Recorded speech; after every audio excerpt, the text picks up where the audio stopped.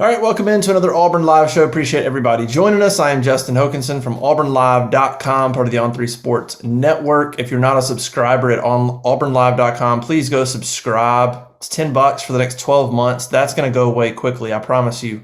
Probably by the time signing days and stuff happen, it'll be gone. So be a part of auburnlive.com.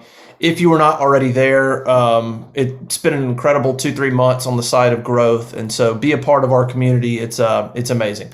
All right, let's jump right into it. Monday morning quarterback, as we always do, after Auburn football games with former Auburn quarterback Ben Leard, who is driving to Illinois. I am. I'm on the road, Hoke. It's last week? We did the show in camouflage after a dove hunt, and Yeah. this week I am headed to Illinois to do to deer hunt the Midwest with a bow. So I'm excited, man. The Braves are up 3-1. Our Tigers won last night, and getting ready to go to Texas A&M. They've got a good thing going right now, man. They sure do. Yeah, well, I think we'll just start doing like each Sunday we'll just start the show and we'll have people just kind of guess where and what you're doing. That's right. Where's Waldo? We've been at the beach once. And so I don't know. He doesn't work, people. He just does whatever. Man, all right, let's jump into it. Big win for Auburn. I kind of went into the game. We did our modcast on Saturday morning. And so the day before the game, I was pretty much, I think it can go either way. I mean, that's kind of where I was at. I thought that there were some things Auburn could take advantage of. I thought there were some matchups that might be tough, but it felt like one of those games that really could go either way. It's something weird's going to happen, that kind of deal. But to Auburn's credit, wire to wire, they won. I mean, it was obviously a competitive game, total yardage, everything was really close. The difference was just Auburn making a few more stops. But they went wire to wire, and won that football game. What were your thoughts last night?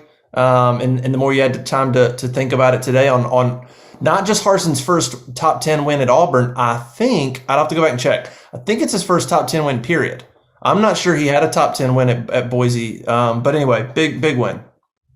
Man, it was huge, Hope. I think it was as a staff, it's a huge feather in their cap, huge feather in the cap of the entire football team to have a top 10 win. Coming off wins versus LSU, a win in Fayetteville, and then the atmosphere that was there last night, a night game in Jordan-Hare, it was insane. It was absolutely electric, and it was a fun thing to be a part of. But looking at the game, yes, it was close, and statistically, it was a close game. But man, you felt good about where Auburn was and how they were playing offensively and defensively. I think they had a tremendous offensive game plan, and quite frankly, I think they probably left between 10 and 14 points on the field, and got some situations where some drives got stymied late. Obviously, a missed field goal. I believe in the third quarter of that ball game. But defensively, man, I was so proud of the way they played defensively. They absolutely got after it. And if you look at the stats, you're going to think, oh, it wasn't that great of a performance by Auburn's defense. But you have to put that into perspective of how good a quarterback and how good Ole Miss's offense is. They're going to get theirs. They're going to rack up yards. They're going to potentially score points. But when you look at it from the perspective of the entire time Lane Kiffin has been there, if that's not the least points given up to a Lane Kiffin offense, it's pretty close. Yeah, I think it's the least that he's scored in. Maybe at Ole Miss. I mean, it's been a long time since they've been held to 20 points, and I'm not sure Lane Kiffin offense has been held to 20 points at Ole Miss. And then you go back and look at it. Yeah, there's going to be a lot of questions surrounding why Lane was chasing points so often. I think they were maybe 1 of 5 for fourth down attempts. I know they only got 1, if I'm not mistaken. Yeah, 1 of 4. And man, defensively, they just got after the defensive front did a tremendous job with not falling for the eye candy with, the things that they were doing with Plumlee in the backfield. You could tell strategically they were well coached. They knew what to expect. And I don't know that I noticed with the naked eye, I didn't notice any busted coverages. There were a lot of situations where you get a little bit frustrated seeing such a cushion on the slot. They did a really good job, Ole Miss's offense, that is, 81 in the seam off of the play action. And a lot of that is the safety. Is he not comfortable playing 2 to 3 more steps closer to the line of scrimmage? Are they more concerned with giving up the deep ball, not only to the slot receiver or the slot tight end, but are they more concerned with the deep post and the safety not being able to cover his third of the field to a receiver on a post or a deep route? So there's got to be method to the madness of what Derek Mason is doing.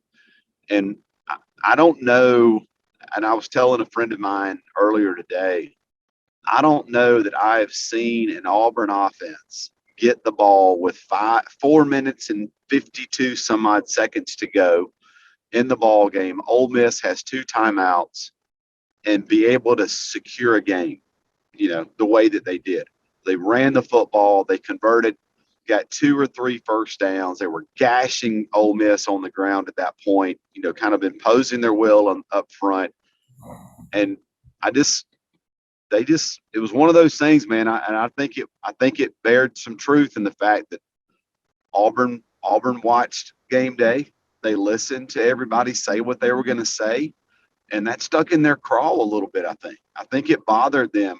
And when they came out last night, man, they got after their ass, and that's one of those things that I think they can hang their hat on and take that into College Station, and it'd be a game that they can rest on and know that they've got good things coming and something to build on as well. Yeah, I think, and we can start with the defense. I mean, going in, I thought they needed a similar game plan against Arkansas. I mean, we talked about, hey, look, they're a big play offense. They're gonna get some yards. It's about limiting big plays, and it's about getting some 4th down stops. We knew they were going to go for it, and that's what Auburn did. I think Ole Miss averaged about 5-something yards per play. I think Auburn averaged more yards per play again, just like they did against Arkansas. Ole Miss ran more plays. Auburn had more yards.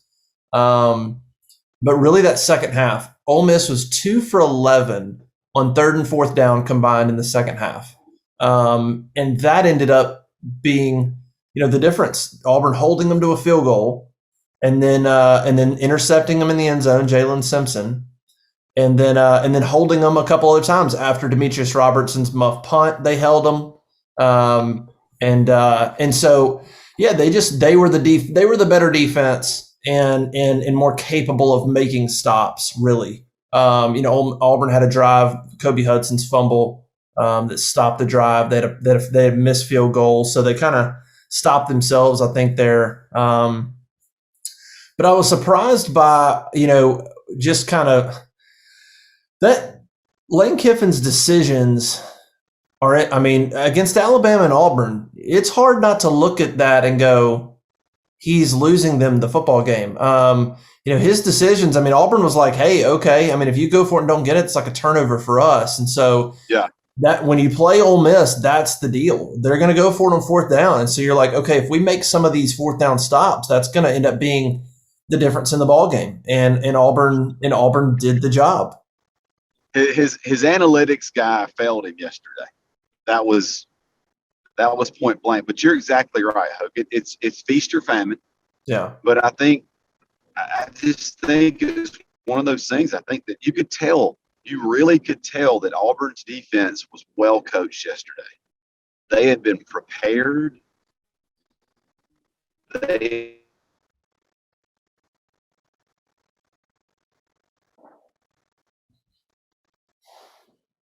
wide open, and there was really only one instance, especially with the pace that Ole Miss runs their offense. There was only one instance where there was an alignment issue, and that was coming off of a big play to the exact same receiver. Yeah. So and Derek Mason and his staff made some tremendous adjustments in the second half, or excuse me, at halftime, because that's really where they're tight. They tighten the reins on them a little bit in the third and fourth quarter. So I was, man, just elated at how hard they played and how you could tell having Owen back was a huge shot in the arm. Having TD back gave them an extra added bit of depth at the defensive line with the ability to put some pressure on Corral. And they just got after it. And it was top to bottom, just a great performance against a really, really good quarterback. I mean, he is win, lose, or draw. Matt Corral, in my mind, is one of the top 3 quarterbacks in the country, if not the top. And Auburn figured out a way to cause him to throw a pick in the end zone. Really, really hurried and rushed him in the pocket, and found a way to win. Found a way to put Auburn's offense in position to score points and come out with a W. Yeah, I'm sorry, you were breaking up a little bit. But yeah, I would agree. Matt Corral was really good, and I said when he got injured, I tweeted when he walked off the field or whatever before, when he was on the sideline somewhere. I tweeted, I said, if he can come back in, he's coming back. He's too tough a player, and he looked fine. I think it was just a precautionary thing. It wrapped him up, and probably limited their play calling a tad. Maybe there's some designed runs that they didn't call, but he was still able to scramble and do some good things. You mentioned Papo and Moultrie coming back. I think that was certainly important. And Auburn did a good job against Ole Miss's run game. Look, they came in averaging 263 yards per game, leading the league. Auburn gave up 157 yards rushing. Now, part of that number is Matt Corral running, so it's a little skewed, but Auburn did a good job. I mean, I think Ole Miss had 3 runs of 10-plus yards. That's it. Now, they had some big pass plays. Like you said, tempo got them a few times, and the Auburn defense gave up some pass plays in the second half. But running the ball, they didn't get gashed running, which they did against Arkansas. You remember Arkansas gashed them a little bit running the football. Auburn didn't get gashed really against Ole Miss. They made them work for it. I was writing on AuburnLive.com. I wrote just kind of some thoughts aftermath of the game. And when thinking about this defense, it reminds me a lot of the 2010 defense under Ted Roof, because that defense was pretty good against the run. They had a couple of stars. They were, average at best against the pass. This team's got good corners, but still overall, Auburn's given up some yardage through the air. But that team in the second, it was amazing. The first half and the second half, that defense was like a different defense. And when it mattered, red zone, they were really good. When it mattered, that 2010 defense would bend but not break. And this defense has a lot of similarities to that defense to me. They're pretty good against the run. They're going to give up some yards through the air. They're making adjustments at halftime, and then they're doing a good job against Arkansas, LSU, and Ole Miss. Auburn has not given up a fourth quarter point. They're 27-0 in the fourth quarter in those 3 games. And so it just reminds me so much of that defense 10 or I guess 11 years ago. And man, that's an unreal statistic when you think about it. That's just the ability to close. That's the ability to step on somebody, period. I can tell you from the offensive side of the ball, that is a huge vote of confidence from the standpoint of knowing our guys dial it in the fourth quarter. They step on their throat and finish games.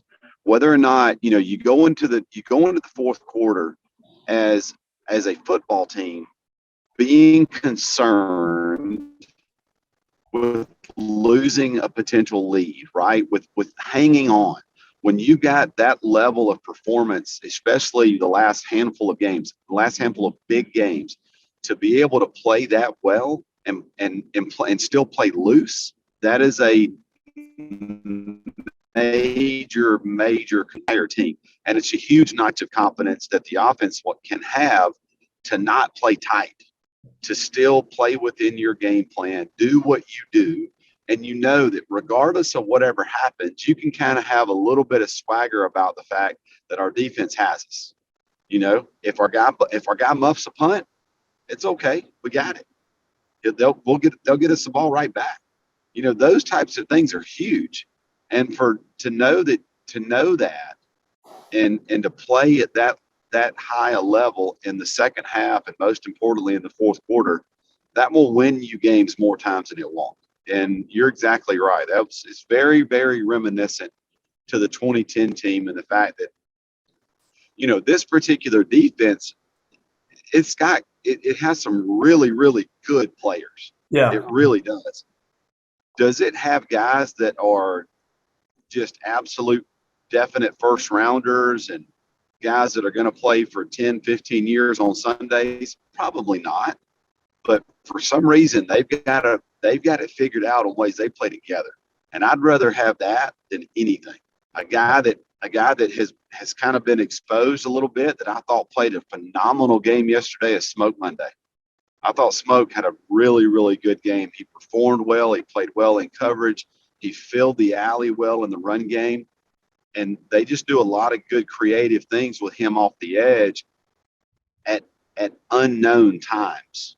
And it really puts an added bit of pressure on the quarterback to make sure they know where 21 is. So, you know, I think Smoke's coming into his own under Derek Mason's leadership just at the right time as well. Yeah.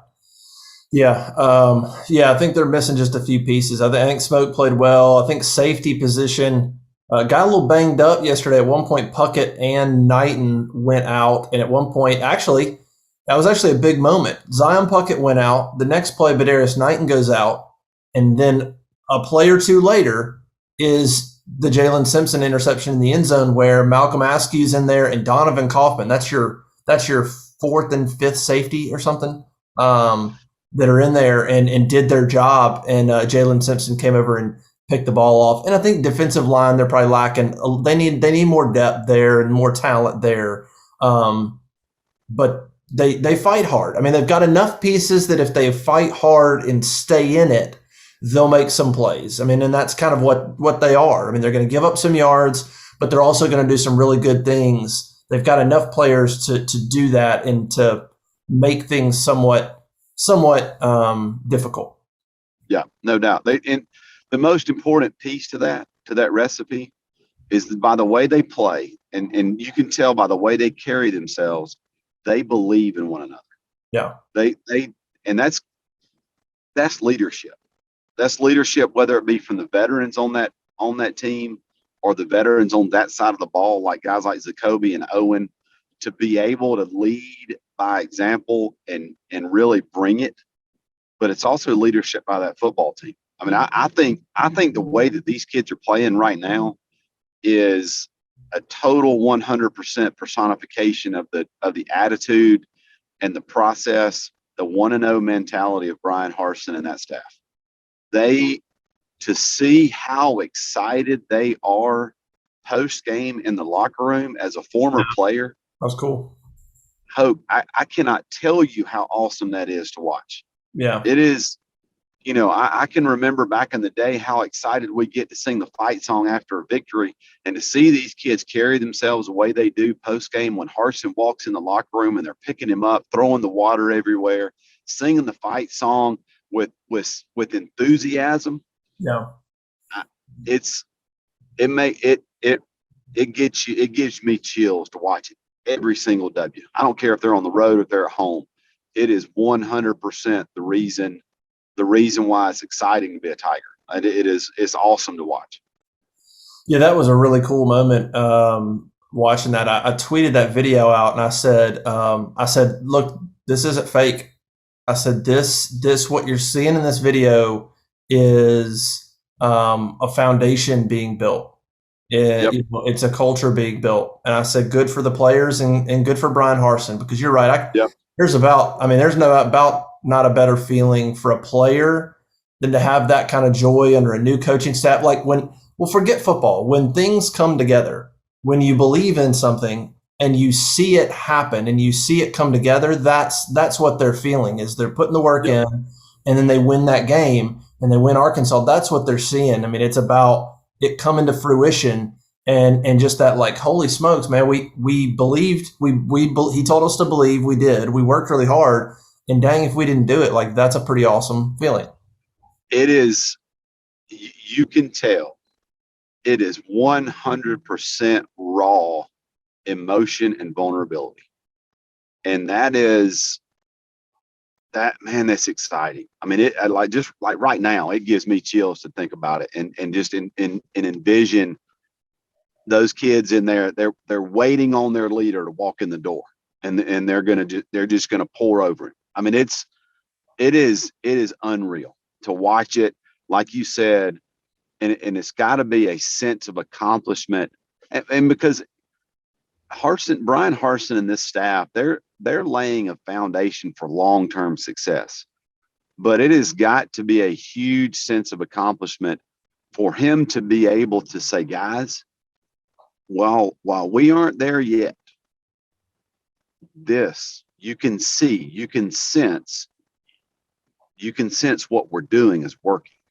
And so for him to maintain that buy-in, and really he's capitalizing maybe on some guys that have been on the fence a little bit, right? I mean, there's still going to be some skepticism, but to continue to win and win the games that they're winning, win the way that they're winning, and do it with such excitement and just raw, just flat out emotion is a huge notch in the belt, not only for Auburn, but it's a huge notch in the belt for these players, most importantly, and this staff as well. And I love, and I'll move on to another subject, but I love in that video, you see right up there in front, you see Smoke Monday, you see Owen Papo, you see Colby Wooden, you see Derek Hall, you see Bo Nix, you see the leaders, you see the best players on the team. He's got those guys. The Chandler Wooden, the guys, those dudes, those dudes are what Harsen would like to build a program around. Give you a bunch of Derek Halls and Chandler Wootens and Owen Papos. I mean, those guys expect a certain standard from their teammates. And anyway, you can just tell it's not just a random locker room. And you look and see those guys are in the middle of it. They're as excited as anybody. And they've played a ton of football and they've won games. Like, it's not, so it's pretty cool to watch. All right, real quick, let's move to the offense real quick. Super efficient game, sputtered second half, some mistakes, weird second half. But man, great in the first half, 28 first half points. Brian Harsen said after the game, Mike Bobo seems to be finding his groove. I wrote about that a little bit.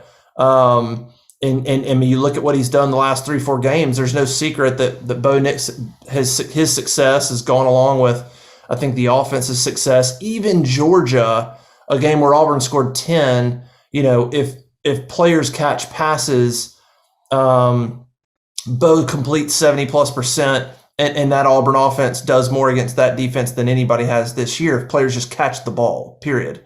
But he said Bobo seems to be finding his groove. They ran the ball better for the first time since Penn State. Tank Bigsby went for 100 yards. He went for a season-high 140.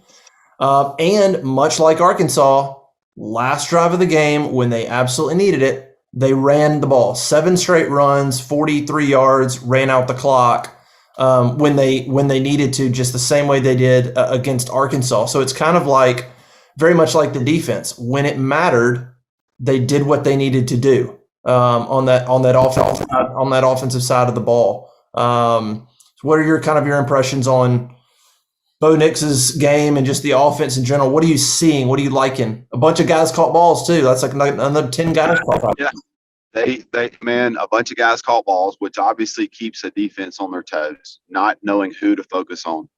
I thought Bo had another really, really strong ball game. Statistically, he was very good from the standpoint of yardage. Obviously, on the ground, he did some really good things. The long sack was, probably a little bit debilitating on his yardage and rushing stats, but that's going to happen. And with the exception of really kind of what I would consider a little bit of,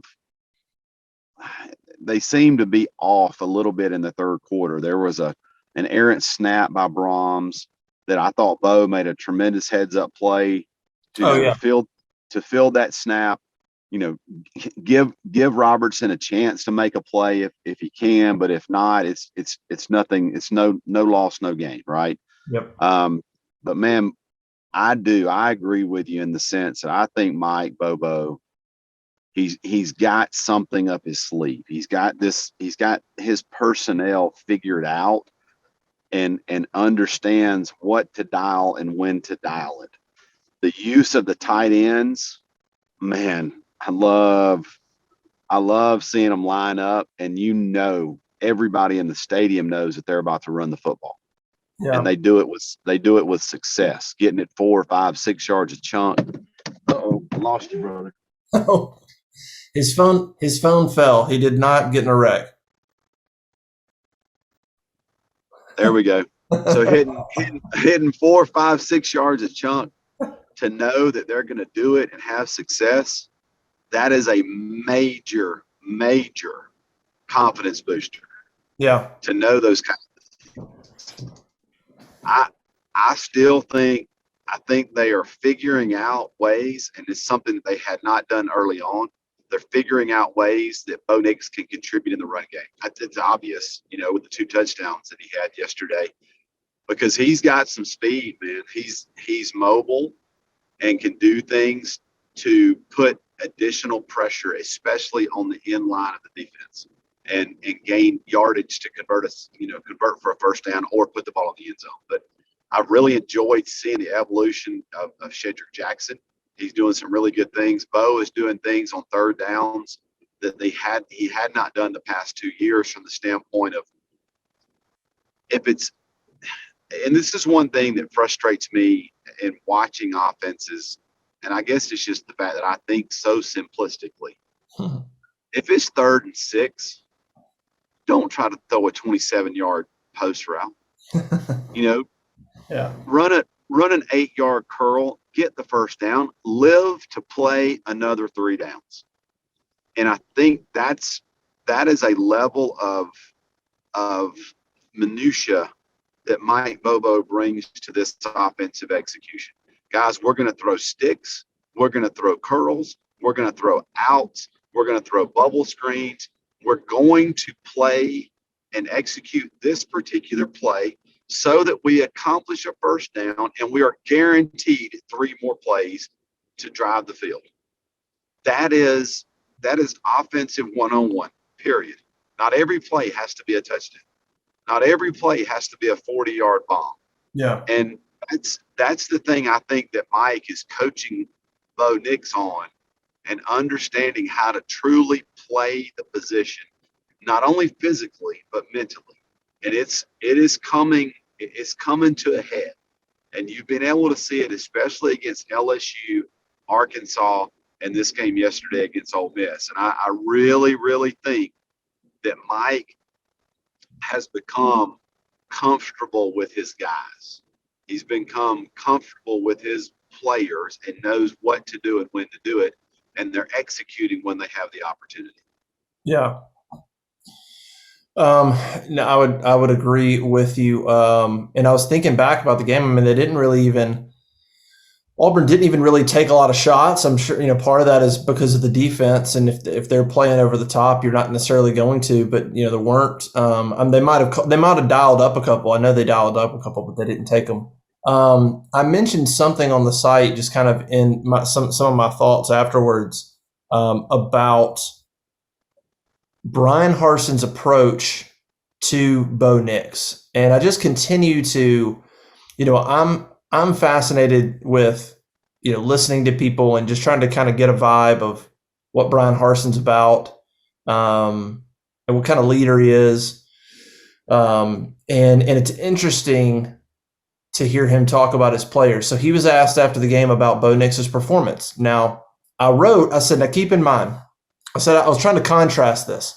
Think back to Bo Nix's first game. A comeback win over Oregon, great win. What does Gus Malzahn say after the game? That guy's going to win championships. And I'm like, now, think back now. 1 game in, and he says, that guy's going to win championships. Based on what? Based on what? And so you think about the way he talked up Bo Nix. Well, since then it's been a roller coaster with Bo Nix, and he's with and Gus did him no favors. That offense was inefficient, and it did him no favors in becoming a better quarterback. Then you think about Bo Nix has just played his best, 3 or 4 game stretch, maybe of his career. Probably, certainly his best two. He had a good 2 game stretch, and he's had some good little stretches, but there's some poise and consistency here that's really impressive. And Brian Harsin's asked about him after the game, and he says Brian Harsin could have said, "I'm so proud of Bo. What guy's been through so much, and man, I mean, he's just he could Harsin could have stood up there and said, look, I think he's one of the better quarterbacks in the country right now. I mean, he could have said that. He could have said that about his guy. Instead, he says he's really consistent. He's consistent. Consistency is the key at quarterback. He goes, he's balanced. He's running the ball a little bit. He's balanced, and he's getting better. He's getting better every week. And I'm like, what a contrast to game one. Malzahn's talking about championships. And if that were Gus, he'd have been like, he's one of the better quarterbacks in the country right now. I think you got to look at him, something like that. And that, I love Harsin's approach, and I love it with Bo Nix specifically. And that is just like, yeah, I mean, that's, you did your job. You were consistent. That's all you just be consistent, and you're getting better. Congratulations. Like, he loves Bo, but I just like his approach. And and with Harsin, that's not press conference speak. That's not anything. That's how he thinks, and it's rubbing off on the team. Like, that 1-0 mentality is the real deal.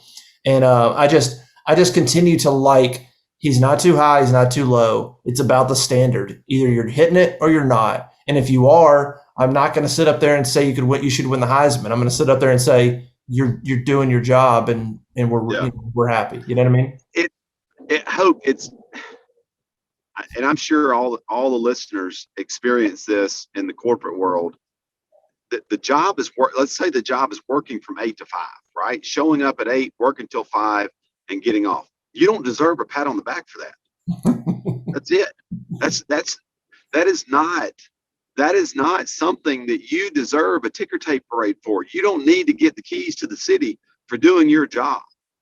And that is one, I agree with you, man. I love the fact that Harsin practices and exhibits an extreme sense of humility for these kids, and not giving him national championship Heisman kudos when really and truly he hadn't deserved it. To say that, he's going to win championships, whatever. Yeah. I mean, like you said, based on what? And I think very similar to Nick Saban, it is do your job, play the way that you are coached, and good things will happen. Your play will show that. The execution of your responsibilities will lead to wins. Leading to wins ultimately leads to championships. Well, here we go. That's exactly why you're playing college football. That's exactly why you're in the SEC, and that is exactly why you came to play at Auburn, is to compete for championships. And I think it's great. I think it's phenomenal in the sense that he has a standard. He has a baseline for every single position. Not every single individual player. The safeties, this is what your job is. If you do it, you will play. If you don't, you will not. He doesn't care if it's the quarterback. He doesn't care if it's the left tackle. He doesn't care who it is. If you live up to my standard and you execute at that level, you will play.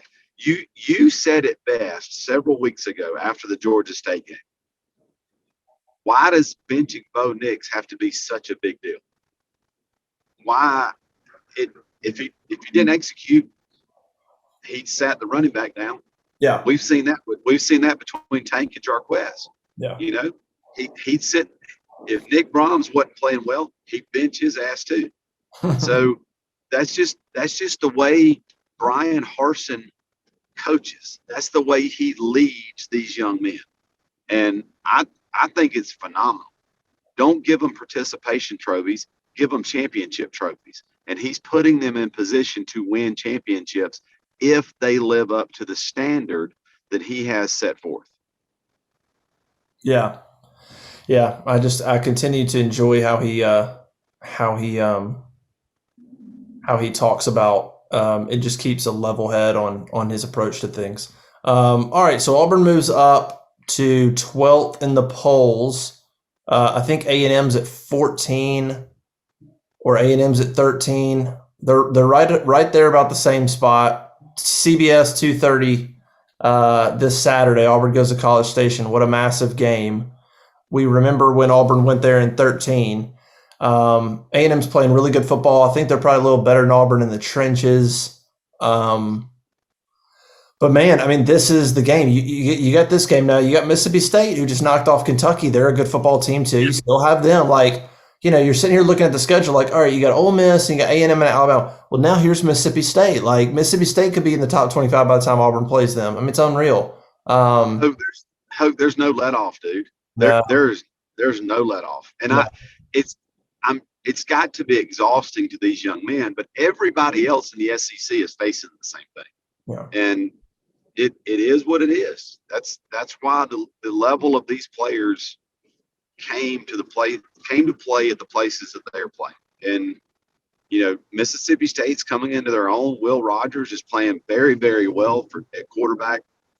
For Mike Leach. Defensively, they're very opportunistic, and they just make things happen. But No. like you said, I agree with you in the sense in kind of putting that stamp with regards to A&M in the trenches. They are, especially on the defensive front, they're really, really good in their front seven. Very athletic. At the quarterback position, you don't know who's going to show up, but anytime you give Jimbo Fisher the football, he's going to come up with something offensively to have some success. The one thing that I do think, it's not necessarily that it plays in Auburn's favor, but I don't think playing at A&M is a big deal. It's not an intimidating place to play, and I don't think it would be similar to going to Tuscaloosa or to going to Athens. For some reason, A&M just doesn't strike fear in opponents the way these other stadiums do. And I think that's a relief as a visitor, as an opponent, and obviously hopefully beneficial for Auburn on Saturday. Yeah. Well, I'll sounds like you're providing bulletin board material for. No, I get your point. It's a different vibe. Like LSU, you're like, yeah. Georgia, it's a different. It's plenty loud. Look, Alabama went in there and came out with an L. It's a little different of a vibe. And by the way, that's not that an A&M fan is listening to this podcast that I need to worry about. But in case they are. That's not really, I wouldn't take that as a knock. I would rather go to a game at College Station. I love it there. It's just, I get what you're saying. You're right, dude. I don't mean it disrespectfully that it's a cakewalk. It's not like going to Vanderbilt by anything, but it is extremely loud. I mean, obviously the 12th man is one of the most notorious, historic things that there are in college football. Yeah. But it just doesn't put off the hostile vibe. It doesn't put off that vibe like you said Death Valley does at night, or going to Athens and those types of things. I'm with you, and not to sound being as if I'm trying to be disrespectful to A&M, but that's just is what it is. I mean, they don't like to boo. I mean, it's in their yell book rules. We do not boo. Okay, cool. That's one thing you ain't got to worry about. It's just not as. It just doesn't put off that. I think you hit it on the head. It doesn't put off a hostile vibe that an opponent is just, oh man, what have we gotten into? Yeah. Well, you look at Auburn; they're 6-2. I mean. When I think every discussion I had, I was pretty much the consensus. I think was like 8-4 would be a really good year. No matter kind of how that turns out, I think you can look at it. I think beating Ole Miss is was something you thought you could do to begin the season. Arkansas was too, but I think both those teams are a little better than you thought they were. So I think that's a good thing. I think Auburn could go 8-4 this year, and it be a little bit better than what we thought 8-4 would be in August. So look, they're playing really good football. A&M is going to be a tough game, but you get past that and you really, really, really control your own destiny. I mean, A&M's got what this lost to Mississippi State and Arkansas. So they got two, but if you're Auburn, you can't lose that because then you got A&M would have to lose again to like who? LSU. Well, I guess Ole Miss and A&M play. That could be a big one. The West could seriously get nuts. It's got the potential to be an absolute log jam the last 2 or 3 weeks of the season.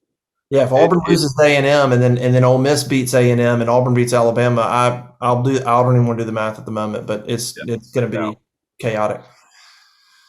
Well, all right, man. Well, I think great win for Auburn. Great atmosphere. Were you at the game? Oh, absolutely, man. I've been waiting on you to ask that question. I mean, I literally was walking out of the game with my 3 daughters, and my daughter, who is a senior at Auburn High School, turns to me and is like, "Dad, why would anybody ever not want to play a game at night in Jordan-Hare Stadium? Like, why would you ever even consider accepting?" She even said this: "Why would we ever even want to play a 2:30 CBS game?" That place was unreal. And to come out of the mouth of a 17-year-old girl, that ought to tell you the level of impression it probably made on the recruits that were there. It was insane, man. I mean, the lights, everything about it was unbelievably impressive. And I can't wait. I cannot wait to the next one. I mean, it's exciting. Yeah, the lights add such a different element. I mean, I've been to a lot of games, Auburn games in my life, and some great atmospheres. But that, the addition of those LED lights and the fireworks, but the lights, the whole light show, the way they do that, that's a whole different thing. I mean, that makes the experience a whole nother level. You see that happening at Alabama and Georgia in these schools, but that added element, man, that makes the experience so much different and fun. I mean, I just was thinking about that today. Like, that was a pretty cool atmosphere. I mean, that was pretty. It's not just about it was loud, but man, that just the production of that was really top notch. And man, I'll be the first to tell you, and I don't mind saying this at all. When Auburn was putting in the LED lights, I was like, why are we doing this? It's just keeping up with the Joneses behind Georgia and Alabama. Let's don't jump on that bandwagon. And was thinking it was going to be pretty corny and, all that kind of stuff, right? And then, 2020 hits. And, I mean, if you think about it, I may be wrong, I think this is like the first true night game that Auburn has had since 2019. Yeah, because Akron was like 3 or 4 o'clock. I mean, and the sun was still out basically. And so it was impressive, man. The production, the ability of kind of the app and the phones to be in sync with the music and that kind of stuff. I'm really, obviously with that being the first one, you could tell there was a lot of folks that just had their flashlights up and did that. But as it goes on, I think it's going to be one of those things that it's going to catch fire. And I was, like I said, man, initially I was like, oh, this is going to be corny. It was, for a 43-year-old grown man, it was pretty darn cool. I enjoyed it thoroughly. Yeah, it was a cool atmosphere. Got some good positive reaction from some recruits. Go to auburnlive.com and you can read about some of those decisions. Auburn should get a basketball commit. Should already have it actually, but I'm sorry, by the time you're listening to this on Monday morning, they should already have a big time hoops commit, Chance Westry. So we'll go to auburnlive.com, read about that. All right, Ben. Thanks, man. Have a good time hunting. I'm just gonna get back to working. Hey, you enjoy yourself. I'll keep you posted while I'm sitting in the tree, buddy. Appreciate you having me, Hope. Thanks. Well, when are you coming back? Or are you gonna be driving next Monday morning? Are you driving back, or how's this? How you know I'll what? be. I won't be. I'm coming back early next Sunday, so I'll be coming off fresh off of the heels of what we hope is an Auburn victory in College Station. So hopefully we'll have some good stuff to talk about next week too, buddy. Yeah, that'd be great, man. All right. Well, be safe. All right, Hope. See you, buddy. All right. See ya.